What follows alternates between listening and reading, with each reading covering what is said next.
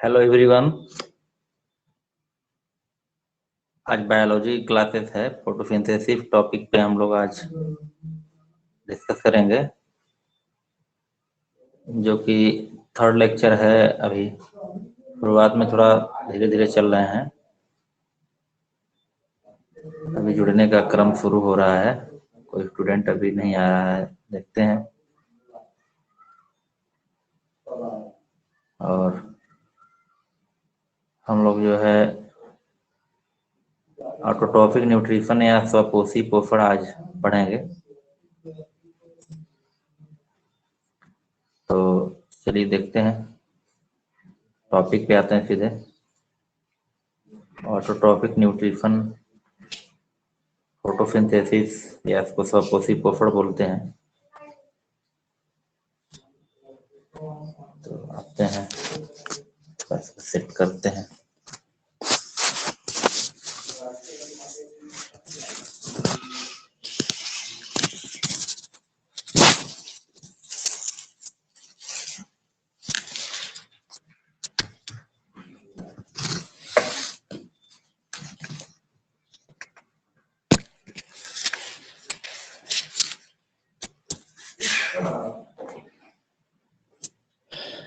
अभी बैठो, अभी सर लोग आएंगे 5 मिनट।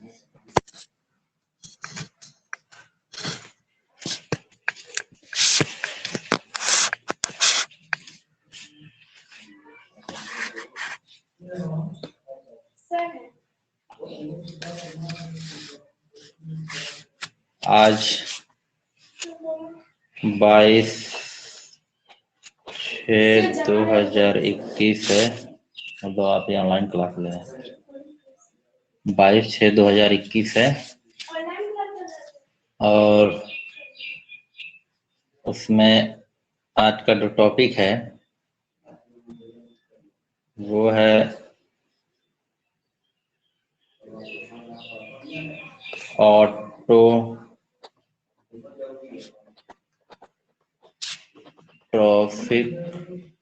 न्यूट्रिशन, या फिर इसको बोलेंगे स्वपोषी पोषण। ऑटोट्रॉफिक न्यूट्रिशन या फिर स्वपोषी पोषण इसको बोलते हैं। और इसके नाम से ही पता चल रहा है, स्वपोषी मतलब अपने आप ये पोषण करते हैं। और ये केवल किसमें होता है? ग्रीन प्लांट्स में होगा।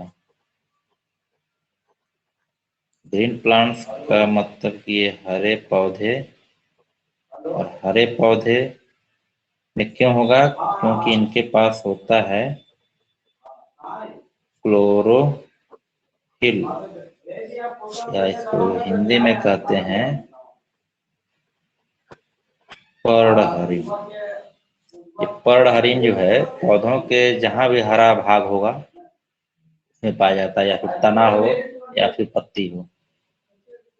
तो इस हरे भाग में जो है ये क्लोरोफिल पाया जाता है। क्लोरोफिल जो होता है वो क्लोरोप्लास्ट के अंदर होता है। क्लोरोफिल जो है वो क्लोरोप्लास्ट के अंदर होता है। और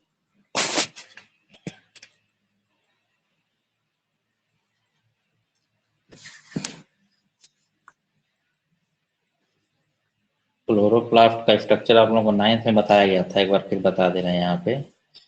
क्लोरोप्लास्ट जो है डबल मेम्ब्रेन सेल ऑर्गेनेल्स है, कोशिकांग है। इसमें 2 मेम्ब्रेन होता है, ये बाहरी आउटर मेम्ब्रेन, और ये जो होता है इनर मेम्ब्रेन। इसके बीच में जो है ये स्ट्रक्चर होता है गोल गोल, इसको बोलते हैं ग्रेना, इसको ग्राना बोलते हैं। और ये स्ट्रक्चर जो इसमें होता है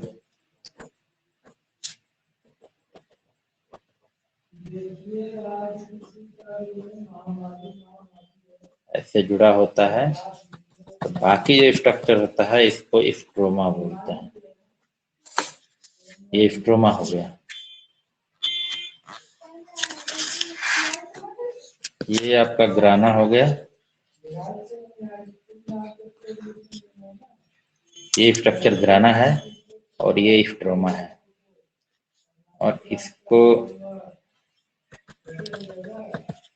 स्ट्रोमा में जो होता है, फोटोसिंथेसिस में दो अभिक्रियाएं होंगी। इसमें हमेशा जो है अप्रकाशिक अभिक्रिया होती है, या फिर जो है अप्रकाशिक अभिक्रिया का होना स्ट्रोमा में होता है और ग्रेना में प्रकाशिक अभिक्रिया होती है। दो चरण में प्रकाश संश्लेषण होता है। यहाँ पे आप लोगों के लेवल सही बताऊंगा, बस थोड़ा सा बता दे रहा हूँ कि ये जो ग्राना जो दिख रहा है, ये गोल स्ट्रक्चर, अगर इसको एक यहाँ बना दिया जाए तो इसमें जो है ये जो मेम्ब्रेन है, बाहरी झिल्ली है, इसको कहते हैं थाइलेक्वाइड। थाइलेक्वाइड झिल्ली बोलते हैं। और इसी के अंदर जो है क्लोरोफिल अणु होते हैं, या पर्णहरित अणु जो है होता है। लगभग जो है 240 या इसके करीब में होता है एक ग्रेना में। तो यहीं से प्रकाश संश्लेषण शुरू होता है। क्लोरोफिल का मुख्य कार्य क्या होता है कि प्रकाश को कैप्चर करना, उसको बांधना, प्रकाश को एक्वायर करना, प्रकाश को एक्सेप्ट करके, प्रकाश को रिसीव करके, लाइट को रिसीव करके, और ये प्रकाश संश्लेषण की प्रक्रिया को शुरू करता है। और वो कौन सा अणु है? क्लोरोफिल। क्लोरोफिल कहाँ पाया जाता है? क्लोरोफिल जो है वो ग्रेना में पाया जाता है। ग्रेना के ऊपर जो भाग होता है उसको थाइलेक्वाइड झिल्ली कहते हैं, और इसी के अंदर क्लोरोफिल होता है। मतलब क्लोरोप्लास्ट के अंदर क्लोरोफिल पाया जाता है। और ये सब केवल हरे पौधों में ही पाया जाता है। पौधों के हरे भाग में पाया जाएगा। हरा भाग क्या हो? या तो हरा भाग, या तो आपका तना हो सकता है, या फिर जो है पत्ती हो सकती है। तो ये जो ऑटोट्रॉफिक न्यूट्रिशन हम लोग अभी टॉपिक लिए हैं, स्वपोषी पोषण का, स्वपोषी पोषण, मोहम्मद अनैन जुड़े हैं और अजीत दयाल जुड़ गए हैं। आवाज आ रही है अजीत? अनैन आवाज आ रही है? हाँ सर। अच्छा, अभी हम शुरू ही किए हैं, आप लोगों को थोड़ा सा रिवाइज कर दे रहे हैं। अजीत को, अब अजीत अपना माइक ऑन करिए। हेलो, आवाज जा रही है सबको? अजीत का ऑफ है आवाज। हाँ, तो उनको जा रही होगी हमारी आवाज। तो इस तरह से आप लोग रिवाइज कर दे रहा हूँ। एक मिनट। तो अभी हम शुरू ही किए हैं, आज का बायोलॉजी का टॉपिक है, ठीक है। और इसमें आज हम लोग जो है जो पढ़ेंगे जो टॉपिक, वो स्वपोषी पोषण है। क्या है? स्वपोषी पोषण। स्वपोषी पोषण आज का टॉपिक है। इसको ऑटोट्रॉफिक न्यूट्रिशन बोलते हैं। और ये हरे पौधों में होता है। हरे पौधे में क्या होता है कि उनके अंदर क्लोरोप्लास्ट, स्ट्रक्चर बना दिया हूँ क्लोरोप्लास्ट का, यहाँ पे देखिए। इसको क्लोरोप्लास्ट को जो है हिंदी में क्या कहते हैं? हरित लवक कहते हैं। तो जो हरित लवक है वो सभी हरे पौधों में पाया जाता है। और हरित लवक में दो भाग होता है, एक गोल गोल स्ट्रक्चर जो सिक्के जैसे स्ट्रक्चर होते हैं, 9th में ही पढ़ाया गया होगा। तो ये आपका होता है ग्रेना, ये ग्रेना है। और ये जो मैट्रिक्स इसके अंदर है, ये पूरा स्ट्रोमा है। तो ग्रेना में जो एक मेम्ब्रेन अगर ले लेंगे, तो ग्रेना का स्ट्रक्चर हम यहाँ पे बनाए हैं। एक ग्रेना जो है, एक इसको ग्रेनम बोलेंगे। ये थाइलेक्वाइड मेम्ब्रेन है ऊपर वाला, इसी में क्लोरोफिल पाया जाता है। तो ग्रेना के अंदर ही क्या पाया जाता है? क्लोरोफिल पाया जाता है। और यही क्लोरोफिल क्या करता है? प्रकाश को, यही क्लोरोफिल प्रकाश को अवशोषित करके और प्रकाश संश्लेषण की प्रक्रिया को शुरू करता है। यही जो है प्रकाश संश्लेषण की प्रक्रिया को शुरू करता है। तो अब हम लोग स्वपोषी पोषण में आते हैं। स्वपोषी पोषण किसमें होता है, तो आपको बता दिया गया कि स्वपोषी पोषण जो है इसमें होता है, हमेशा हरे पौधों में होगा। इसमें होगा, हरे पौधों में होगा। हरे पौधों में होगा। और क्यों हरे पौधों में होगा, क्योंकि जो है पूछा जाएगा प्रश्न अगर कि स्वपोषी पोषण जो है हरे पौधों में ही क्यों होता है, तो आप बताएंगे कि हरे पौधों में क्लोरोफिल पाया जाता है। क्या पाया जाता है, क्लोरोफिल पाया जाता है। बाकी जिसमें क्लोरोफिल नहीं पाया जाएगा उसमें स्वपोषी पोषण जो है नहीं होगा। तो अब स्वपोषी पोषण का जो मुख्य क्रिया है, स्वपोषी पोषण में जो है जो मुख्य घटना होती है उसको कहते हैं प्रकाश संश्लेषण। क्या कहते हैं, प्रकाश संश्लेषण कहते हैं। प्रकाश संश्लेषण को इंग्लिश में कहते हैं फोटोसिंथेसिस करते हैं। ठीक है, फोटोसिंथेसिस। तो ये प्रकाश संश्लेषण जो होता है इसी के द्वारा जो है, इसी क्रिया के द्वारा सभी हरे पौधे जो है अपना भोजन स्वयं बनाते हैं और अपने भी यूज करते हैं उस भोजन को। और उसके बाद जो बाकी जो जंतु जो एनिमल्स हैं, जो इसके बाद हम लोग पढ़ेंगे विषम पोषी पोषण में, उनके लिए भी भोजन तैयार करते हैं। अभी हम लोग पढ़ेंगे प्रकाश संश्लेषण। तो प्रकाश संश्लेषण की परिभाषा आप क्या दे सकते हैं, पिछली बार भी थोड़ा सा मैं इसको डिस्कस किया था। पहले प्रकाश संश्लेषण के लिए एक रिएक्शन लिखते हैं कैसे होता है। तो देखिए प्रकाश संश्लेषण के लिए हम एक देख लेंगे कच्चा पदार्थ, यहाँ पे नहीं दिख रहा है, यहाँ से बताते हैं। प्रकाश संश्लेषण के लिए जो कच्चा पदार्थ होता है, कच्चा पदार्थ जो है उसमें क्या क्या होता है, तो कच्चा पदार्थ में आपका हो जाएगा जल हो जाएगा, इसके बाद आपका कार्बन डाइऑक्साइड हो जाएगा और खनिज लवण हो जाएगा। ये कहाँ से मिलता है, जल हमको भूमि से मिल जाएगा, मृदा से मिल जाएगा, कार्बन डाइऑक्साइड हमको जो है कहाँ से मिल जाएगा, ये हमको एटमॉस्फेयर या वायुमंडल से मिल जाएगा, और खनिज लवण भी हमको मृदा या जल से मिल जाएगा। ये जो होते हैं खनिज लवण में मुख्य रूप से हमको मैंगनीज की जरूरत पड़ती है, मैंगनीज आयन की, जो कि जल को तोड़ करके और ऑक्सीजन की सप्लाई करता है। ऑक्सीजन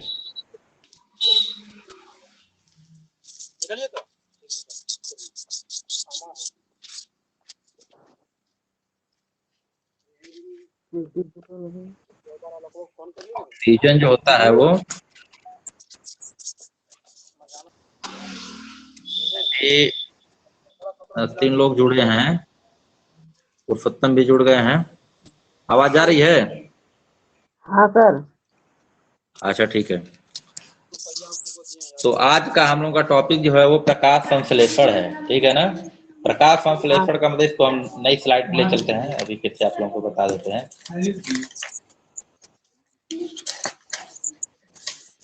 प्रकाश संश्लेषण का मतलब कि स्वपोषी पोषण। हरे पौधे क्या करते हैं कि अपना भोजन स्वयं बनाते हैं, और कैसे बनाते हैं उसको हम बताते हैं। देखिए प्रकाश संश्लेषण में भी हम लोग पढ़ रहे थे कि रॉ मटेरियल क्या क्या है, कच्चा पदार्थ क्या क्या है, उन्हीं की सहायता से जो है भोजन का निर्माण या प्रकाश संश्लेषण की प्रक्रिया शुरू होती है। तो इसके लिए देखिए सबसे पहले हम लोग को चाहिए जो है कार्बन डाइऑक्साइड, CO2, जो गैसीय फॉर्म में होता है, गैस के रूप में होता है। एटमॉस्फेयर में होता है कार्बन डाइऑक्साइड 0.03% हमारे एटमॉस्फेयर में, वायुमंडल में जो कार्बन डाइऑक्साइड उपस्थित रहती है, जरा देख लीजिए। हमको भूमि से या मृदा से मिल जाएगा क्या, जल।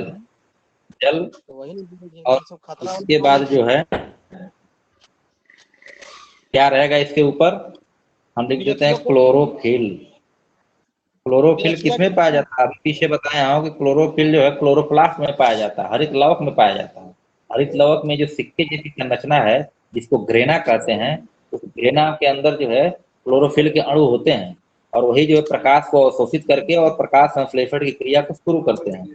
और क्लोरोफिल और क्या चाहिए यहाँ पे? सूर्य का प्रकाश, सूर्य का प्रकाश। यहाँ के नीचे हम लिख दे रहे हैं क्या बनेगा उत्पाद में। यहाँ पे उत्पाद में बन जाएगा आपका H12 और O6, इसको बोलते हैं ग्लूकोज। और ऑक्सीजन बन जाएगा, इसको हम लोग बैलेंस कर देते हैं। तो बैलेंस कर देंगे तो यहाँ 6CO2 हो जाएगा और यहाँ 12H2O हो जाएगा, 12H2O हो जाएगा। 12H2O में से जो जल के अणु होते हैं वो 12 होते हैं। तो यहाँ ग्लूकोज बन गया और ऑक्सीजन भी यहाँ पे 6 हो जाता है और प्लस जो है 6 जल के अणु जो है वो आपस में निकल जाता है। ये देख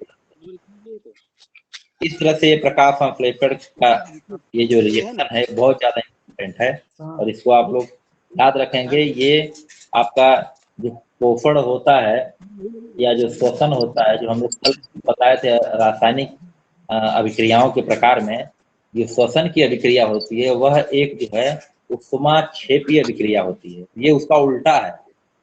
यहाँ पे उष्मा प्रयुक्त हो रही है, उष्मा शोषी अभिक्रिया है।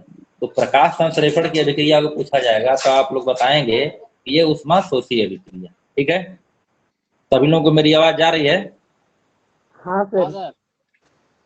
अच्छा, तो ये बताइए कि आवाज सही सुनाई दे रही है सबको ना?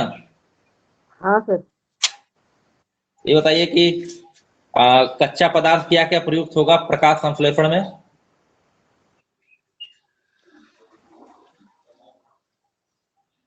हेलो, थोड़ा 1 मिनट, 2 मिनट रुकिए। हम लोग मैं थोड़ा कुछ चेंज करता हूँ, हेडफोन से आवाज नहीं जा रही है।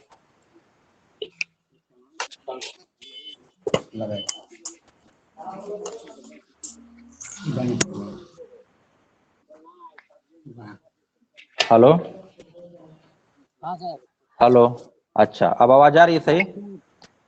हाँ सर। Okay okay okay. तो ये बताइए कि प्रकाश संश्लेषण में रॉ मटेरियल क्या क्या है, कच्चा पदार्थ क्या क्या है?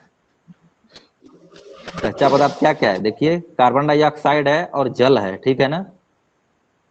प्रकाश संश्लेषण में जो कच्चा पदार्थ प्रयुक्त होता है वो कौन कौन सा है? कार्बन डाइऑक्साइड है और जल है। और प्रकाश संश्लेषण की ये रासायनिक अभिक्रिया है, इसको जरूर याद कर लेंगे, इससे प्रश्न जरूर आएगा। प्रकाश संश्लेषण, अब देखिए प्रकाश संश्लेषण की प्रक्रिया जो होती है उसमें कितनी घटनाएं क्या क्या होती हैं उसको इस चरणबद्ध तरीके से हम लोग देखते हैं। इसमें जो है मुख्य रूप से मुख्यतः प्रकाश संश्लेषण में 3 घटनाएं होती हैं। 3 घटनाएं होती हैं। कौन कौन सी घटनाएं होती हैं उसको बताता हूं एक एक करके, इसको याद रखेंगे आप लोग। पहली घटना जो है क्लोरोफिल द्वारा प्रकाश ऊर्जा को अवशोषित करना है, कि प्रकाश को अवशोषित करना। तो पहली घटना है क्लोरोफिल द्वारा प्रकाश ऊर्जा को अवशोषित करना। क्लोरोफिल द्वारा प्रकाश ऊर्जा को अवशोषित करना। इससे क्या होता है कि जो क्लोरोफिल का अणु होता है वो जैसे ही प्रकाश आएगा उसको कैप्चर करेगा, खींचेगा अपनी ओर, अवशोषित करेगा और जो उसको पौधों की कोशिकाओं में लाएगा। ठीक है, ये पहली घटना है। प्रकाश संश्लेषण की मुख्य 3 घटनाएं हैं। इसमें पहली घटना ये है, एक क्रम से भी पूछा जा सकता है, ऐसा क्या कोई क्रम नहीं होता, अभी इसको क्लियर कर देंगे। तो पहली घटना हो गई क्लोरोफिल द्वारा प्रकाश ऊर्जा को अवशोषित करना। अब ये प्रश्न आएगा क्लोरोफिल कहाँ होता है, तो क्या बताइएगा? अरे क्लोरोप्लास्ट में होता है क्लोरोफिल। क्लोरोप्लास्ट मतलब हरित लवक, और हरित हरित लव लवक के अंदर एक, हाँ, हरित लवक में एक स्ट्रक्चर होता है जिसका नाम है ग्रेना या ग्राना कहते हैं उसको। जो गोल गोल सिक्के जैसी संरचना है उसको ग्राना कहते हैं। उसी ग्राना में जो है क्लोरोफिल पाया जाता है। तो पहला काम इसका हो गया। दूसरा घटना क्या हो गया? दूसरा है कि प्रकाश ऊर्जा जो क्लोरोफिल अवशोषित करेगा, प्रकाश ऊर्जा को रासायनिक ऊर्जा,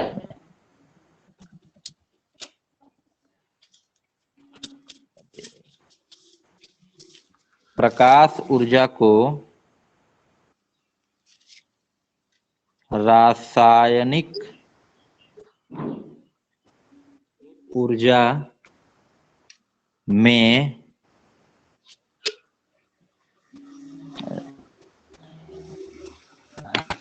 फोन भी आ जाता है बीच में,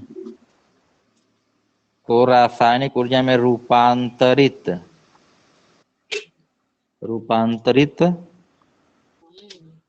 करना तथा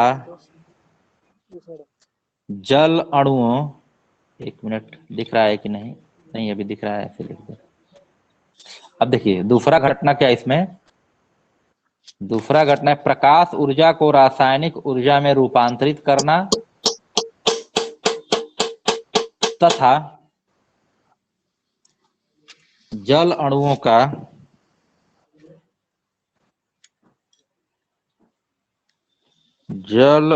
का हाइड्रोजन तथा ऑक्सीजन में अपघटन। अणुओं का हाइड्रोजन तथा ऑक्सीजन में अपघटन, ये दूसरा है। पहला क्या था कि क्लोरोफिल द्वारा प्रकाश ऊर्जा को अवशोषित कर लेना, क्लोरोफिल प्रकाश को अवशोषित कर लेगा। दूसरा क्या रहेगा कि जो प्रकाश ऊर्जा जो अवशोषित होगी वो रासायनिक ऊर्जा में रूपांतरित होगी, और जल के जो अणु होंगे, जल टूटेगा तो क्या बनेगा? जल का सूत्र क्या होता है? H2O होता है। तो जल अगर टूटेगा, यहाँ पे देखिए, जल का अगर रिएक्शन हो रहा है, टूट जा रहा है, तो यहाँ बनेगा जो है 4 हाइड्रोजन आयन बनता है, 2H2 रहेगा तो, अब प्लस जो है O2 बनता है। क्या बनता है? O2 बनता है, या ऑक्सीजन गैस बनता है। तो हाइड्रोजन भी बन गया और क्या बन गया? ऑक्सीजन भी बन गया। ठीक है, ये दूसरा स्टेप है कि ऑक्सीजन को जो है जल को जो है हाइड्रोजन और ऑक्सीजन में तोड़ा भी जाता है और प्रकाश ऊर्जा से रासायनिक ऊर्जा बनता है। अब इसका मतलब क्या हुआ? प्रकाश ऊर्जा का रासायनिक ऊर्जा का मतलब कि रासायनिक पदार्थ बन रहा है, तो ये रासायनिक ऊर्जा हो गया। ठीक है, तीसरा स्टेप जो है, अब आपको हम लाते हैं तीसरे स्टेप पर। तीसरे स्टेप में क्या? तीसरा स्टेप में कार्बन डाइऑक्साइड का कार्बोहाइड्रेट में एक्सचेंज होगा। कार्बन डाई ऑक्साइड का कार्बोहाइड्रेट में अपचयन होगा। इसको ध्यान से देखिए, अभी हम बताएं कि प्रकाश संश्लेषण की प्रक्रिया में जो है कार्बन डाइऑक्साइड होती है। अब कार्बन डाइऑक्साइड को दिखा दे रहे हैं रिएक्शन, अभी आपको क्या लिखे हैं यहाँ पे। यहाँ पे देखिए, ये कार्बन डाइऑक्साइड दिख रहा है। हाँ सर। तो ये कार्बन डाइऑक्साइड जो है अपचयित होकर के क्या बना देता है? ग्लूकोज बना देता है। क्या बना देता है? ग्लूकोज बना देता है। और यही ग्लूकोज क्या है? कार्बोहाइड्रेट है। क्या है? कार्बोहाइड्रेट। यही ग्लूकोज क्या है? कार्बोहाइड्रेट है। ठीक है, हाँ। तो ग्लूकोज जो है कार्बोहाइड्रेट है, और यही कार्बोहाइड्रेट बनने के लिए किसका अपचयन होगा? कार्बन डाइऑक्साइड का अपचयन होगा। आप लोग को हमेशा याद रखना होगा कि ग्लूकोज का निर्माण जो होता है प्रकाश संश्लेषण में, वो कार्बन डाइऑक्साइड के अपचयन से होता है। ठीक है, तो ये 3 घटनाएं हो गई, पहली, दूसरी और ये तीसरी घटना। यहाँ पे लिख दे रहा हूं ऐसे, 3 घटनाएं हो गई। तो प्रकाश संश्लेषण की मुख्यतः 3 घटनाएं हो गई। पहला घटना क्या है? पहला घटना क्या है? देखिए, क्लोरोफिल द्वारा प्रकाश ऊर्जा को अवशोषित करना। दूसरी घटना है प्रकाश ऊर्जा प्रकाश को ऊर्जा रासायनिक ऊर्जा में ऊर्जा रूपांतरित करना तथा जल अणुओं का हाइड्रोजन और ऑक्सीजन में अपघटन, ये ऐसे अपघटन हो जाएगा। और तीसरा घटना जो है कार्बन डाइऑक्साइड का कार्बोहाइड्रेट में अपचयन हो जाना। ये प्रकाश संश्लेषण की 3 घटनाएं हुई। ठीक है, हाँ अब प्रकाश संश्लेषण की हम लोग परिभाषा देख लेते हैं, इसी के आधार पर परिभाषा बना लेंगे। तो प्रकाश संश्लेषण की परिभाषा किसकी परिभाषा रहेगी? प्रकाश संश्लेषण जो ऊपर हेडिंग है उसी की परिभाषा है। तो देखिए इसका परिभाषा कैसे करेंगे कि सभी हरे पौधे अपने अंदर उपस्थित क्लोरोफिल कामा वायुमंडल मंडलीय लिख देते, वायुमंडलीय, एक मिनट यहाँ नहीं दिख रहा है, अब लिख रहा है अपने अंदर उपस्थित क्लोरोफिल, वायुमंडलीय कार्बन डाइऑक्साइड तथा मृदा में उपस्थित जल या खनिज लवण दोनों एक साथ मिलता है। सभी हरे पौधे अपने अंदर उपस्थित क्लोरोफिल, वायुमंडलीय कार्बन डाइऑक्साइड तथा मृदा में उपस्थित जल या खनिज लवण की सहायता से अपना भोजन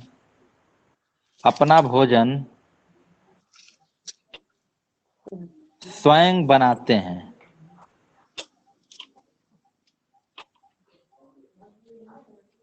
यह घटना प्रकाश संश्लेषण कहलाती है। यह घटना प्रकाश संश्लेषण कहलाती है। ये देखिए परिभाषा क्या हो गया, सभी हरे पौधे अपने अंदर उपस्थित क्लोरोफिल कहाँ पाया जाता है? आपने हाँ, क्लोरोफिल हरे भाग में पाया जाता है, या तो पत्ती रहेगा या फिर तना रहेगा, उसमें पाया जाएगा, तो उससे क्लोरोफिल ले लेंगे।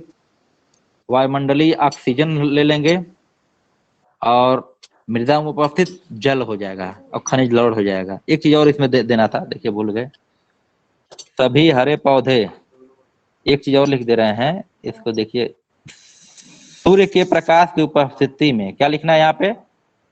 सूर्य के प्रकाश के उपस्थिति में, सूर्य का प्रकाश, बस इतना लिखना, सूर्य का प्रकाश कामा अपने अंदर उपस्थित क्लोरोफिल कामा वायुमंडलीय कार्बन डाइऑक्साइड तथा मृदा में उपस्थित जल और खनिज लवण की सहायता से अपना भोजन स्वयं बनाते हैं। यह घटना क्या कहलाती है? प्रकाश संश्लेषण कहलाती है। ठीक है, तो ये प्रकाश संश्लेषण और स्वपोषी पोषण में इतना बताया अभी।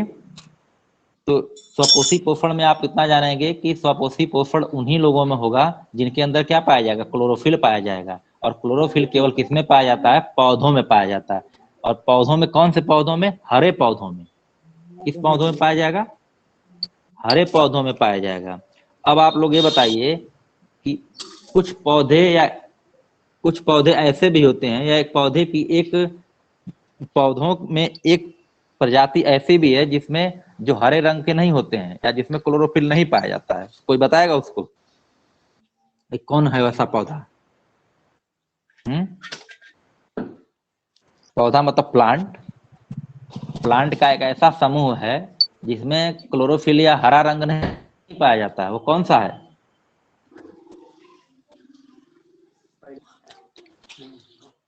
वो होते हैं फंजाई। फंजाई को बोलते हैं कवक। क्या बोलते हैं? कवक। कवक। कवक को इंग्लिश में बोलते हैं FUNGI, फंजी भी बोल सकते हैं या फंजाई भी बोल सकते हैं इसको। और ये सफेद रंग के होते हैं। किस रंग के होते हैं? सफेद रंग के होते हैं। इसका एग्जाम्पल बता दे रहे हैं आप लोगों को। जो मशरूम की सब्जी खाते हैं ना, मशरूम की सब्जी खाते हैं, वो कवक क्या होता है, तो सफेद रंग में रहता है। तो उनके अंदर जो क्लोरोफिल नहीं होता है, इसलिए वो अपना भोजन या संश्लेषण नहीं कर पाता और वो दूसरे पे डिपेंड रहता। वो एलगी या शैवाल के साथ मिलकर के अपना जीवन यापन करते हैं, वो भोजन बनाते हैं, उसको यूज करते हैं। आपको याद रखना होगा सभी। हेलो। हाँ सर। प्रकाश जो है सभी पौधे करते हैं, तो इतना तो आप लोगों को पता है। हाँ सर। तो लेकिन पौधों का एक समूह ऐसा भी है जो प्रकाश संश्लेषण नहीं करता है। वो कौन सा पौधा है? खोपड़ी सर। कौन?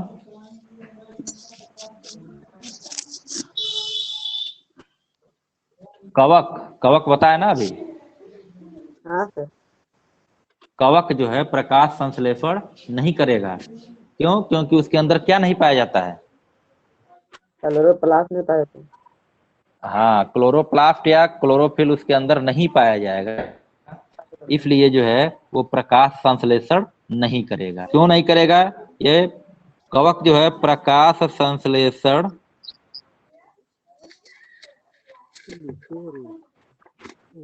नहीं करते हैं। क्यों नहीं करते हैं? क्योंकि क्लोरोफिल नहीं पाया जाता इनके अंदर। इनके अंदर क्या नहीं पाया जाता है? क्लोरोफिल अनुपस्थित। क्लोरोफिल अनुपस्थित होता है। क्लोरोफिल क्या होता है? अनुपस्थित होता है। तो प्रश्न आएगा कि प्रकाश संश्लेषण कवक में अंदर कवक में नहीं होता है, तो आप बताएंगे कि क्यों नहीं होता है? क्योंकि उसके अंदर क्लोरोफिल नहीं पाया जाता है। ठीक है। तो यहां से जो है कुछ प्रश्न आप लोगों से जैसे पूछ दे रहे हैं कि अगर पूछा जाए कि प्रकाश संश्लेषण के लिए आवश्यक परिस्थितियां क्या होती हैं, तो क्या क्या बताइएगा? प्रकाश संश्लेषण में क्या क्या चाहिए वही बताना है। क्या क्या चाहिए प्रकाश संश्लेषण में?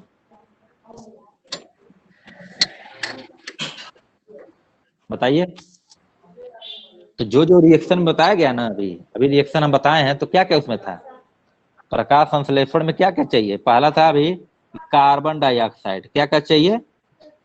कार्बन डाइऑक्साइड चाहिए, जल H2O। चाहिए, H2O जल। तीसरा क्या हो हाँ जाएगा? सर। प्रकाश चाहिए, एक नहीं चाहिए। हाँ सर। चौथा क्या चाहिए? सूर्य का प्रकाश हो गया। प्रकाश के बाद क्या चाहिए आपका? क्लोरोफिल चाहिए। क्या चाहिए? क्लोरोफिल चाहिए। और खनिज लवण भी चाहिए। क्या चाहिए? खनिज लवण भी चाहिए। खनिज लवण में मुख्य खनिज कौन सा होगा? मैंगनीज। कौन सा होगा? मैंगनीज। मैंगनीज का काम क्या होता है बता दे रहा हूं आपको कि मैंगनीज जो होता है वो जल के अणुओं को तोड़ता है। और किसमें तोड़ेगा?